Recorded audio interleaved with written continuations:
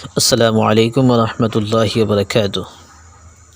আজি আমি অজুৰ ফৰজ চাৰিটা সম্পৰ্কে আলোচনা কৰিম। অজুৰ ফৰজ চাৰিটা কি কি আহক আমি জানি লওঁ। অজুৰ ফৰজ চাৰিটা হ'ল, ১ নম্বৰত কপালৰ চুলিৰ গুৰিৰ পৰা টুঠুৰিৰ তললৈকে দুও কাণৰ তলৰ পৰা সম্পূৰ্ণ মুখমণ্ডল ধোৱা। কপালৰ চুলিৰ গুৰিৰ পৰা টুঠুৰিৰ তললৈকে দুও কাণৰ তলৰ পৰা সম্পূৰ্ণ মুখমণ্ডল ধোৱা।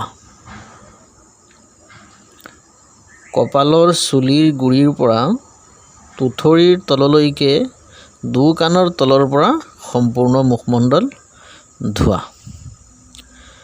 ২ নম্বৰত হ'ল, দুই হাতৰ খিলাকুটিৰ ওপৰলৈকে ধোৱা।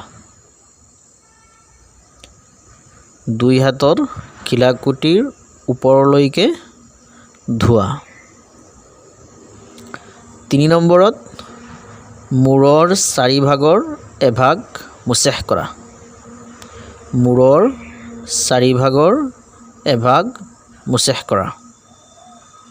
আৰু ৪ নম্বৰত হ'ল, দুই ভৰিৰ গাঁঠিৰ ওপৰলৈকে ধোৱা।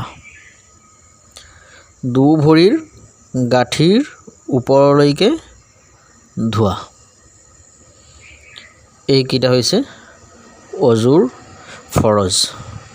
ইনশাআল্লাহ পৰৱৰ্তী ভিডিঅ'ত আমি তয়ম্মুমৰ ফৰজ, গোচলৰ ফৰজ, নামাজৰ ফৰজ, ৱাজিব, সুন্নত ইত্যাদি সম্পৰ্কে আলোচনা কৰিম।